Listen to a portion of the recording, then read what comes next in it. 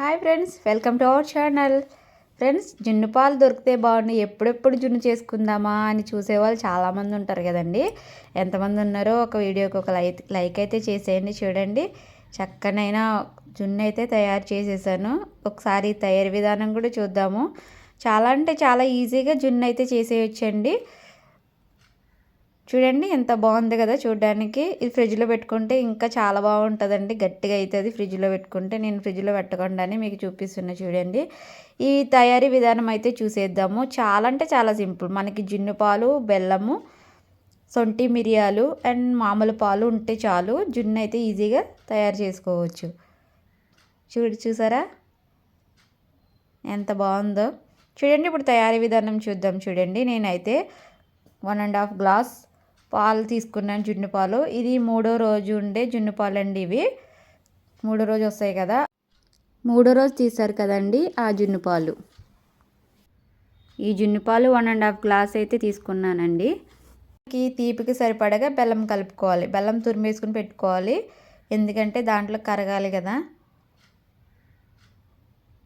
ఇలా దానికి సరిపడగా బెల్లం వేసేసుకోవాలి. బెల్లం వేసేసుకొని ఇలా బాగా బెల్లం కరిగే వరకు ఇలా తిప్పుకోవాలి గంటితో. విస్కర్తో కలుపుకున్నా పర్లేదండి, ఎలాగ తురుముకున్నాం కాబట్టి ఈజీగానే దాంట్లో కరిగిపోతుంది. చూడండి, దీంట్లోనే మనం 3వ రోజు పాలు కాబట్టి కొన్ని మామూలు పాలు వేసుకుంటే సరిపోద్ది. నేను 1.5 గ్లాసు జున్ను పాలకి ఒక పావు గ్లాస్ మాత్రమే వేసినానండి మామూలు పాలు. ఎక్కువ వేయకూడదు, మళ్ళీ పలచగా వచ్చేస్తుంది జున్ను.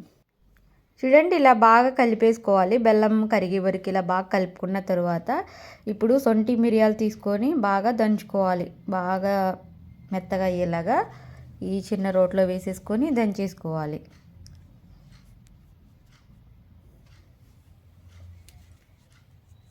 ఫస్ట్ టైం ఎవరైనా నా ఛానల్ చూస్తున్నట్టయితే తప్పకుండా సబ్స్క్రైబ్ చేసుకోండి, మరిన్ని వంటల కోసం, అలాగే మరింత ఇన్ఫర్మేషన్ కోసం.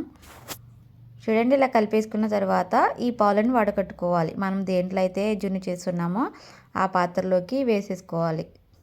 వడకట్టుకోవడం వల్ల మనం ఏమన్నా కరగలేని బెల్లం ఏమన్నా ఉంటే కనుక అంతా బయటకు వచ్చేస్తుంది.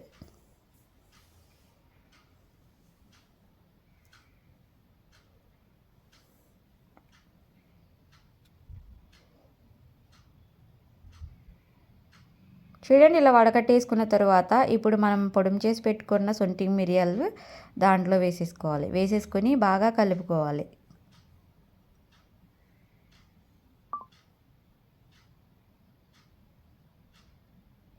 ఇలా బాగా కలిపేసుకోవాలి. కలిపేసుకున్న తర్వాత మనము ఇడ్లీ పాత్ర కానీ ఏదైనా ఒక లావుపాటి మందపాటి గిన్నెలో కొంచెం వరకు నీళ్లు పోసుకొని, ఇదైతే 1 అవర్ లేదా 1.5 అవర్ పట్టొచ్చండి. ఇది మనము పెట్టుకున్న క్వాంటిటీని బట్టి.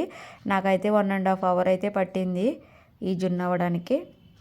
చూడండి, దాంట్లో ఒక కూరగిన్నె లాంటిది కానీ ఏదైనా పెట్టేసుకుని దానిపైన ఈ జున్ను పాలు పెట్టుకొని ఒక మూత, దానికి సరిపడగా మూత వేసేసుకోవాలి. ఇప్పుడు ఈ పాత్ర మీద కూడా దాన్ని మూత పెట్టేసుకొని మీడియం ఫ్లేమ్లో ఉడికించుకోవాలి. చూడండి, మీడియం ఫ్లేమ్లో 1 గంట తర్వాత నేను ఓపెన్ చేసి చూస్తున్నా. చూడండి ఎలాగైందో చూద్దాము. చూసారా, ఆల్మోస్ట్ దగ్గరికి వచ్చింది. కొంచెం ఉంటే సరిపోతుంది అని చెప్పేసి నేను ఒక ½ అవర్ పెట్టేసిన. చూసారా, ఫోర్క్తో కానీ దేనితోనా చూస్తే తెలిసిపోద్ది. చూడండి, మనకు కొంచెం పలుచగా ఊగుతున్నట్టుంది కదా. ఇంకా కొంతసేపు ఉంచితే సరిపోతుంది. మూత పెట్టేసి మళ్ళీ ఒక ½ అవర్ తర్వాత ఓపెన్ చేసి చూడండి ఇప్పుడు ఎలా వచ్చిందో.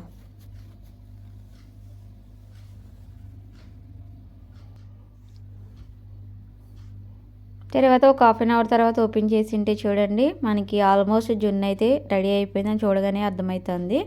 ఒక ఫోర్క్ తీసుకొని ఇలా గుచ్చితే మనకి గంటికి ఏమీ అంటకుండా వచ్చింటే కనుక మనకి జున్ను అయితే రెడీ అయిపోయినట్టు. చూడండి, ఆల్రెడీ గట్టిపడినట్టు కూడా అనిపిస్తుంది కదా చూస్తుంటే.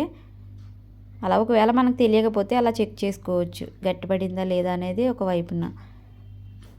చూసారా, మనకి గుమగుమలాడే నోట్లో వేసుకుంటే కరిగిపోయే జున్ను అయితే రెడీ అయిపోయింది. ఒక 2 అవర్స్ పక్కన పెట్టుకోండి. బాగా చల్లగా అయిన తర్వాత ఫ్రిడ్జ్లో పెట్టుకొని తింటే చాలా బాగుంటుంది. నేనైతే ఫ్రిడ్జ్లో పెట్టిన తర్వాత అయితే ఇంకా గడ్డలా వచ్చిందండి. ఇదైతే అయిపోయిన వెంటనే అయితే మీకు చూపిస్తున్నా చూడండి. చూసారు కదా, నోరు ఊరుతుంది కదా చూసే వాళ్ళకి.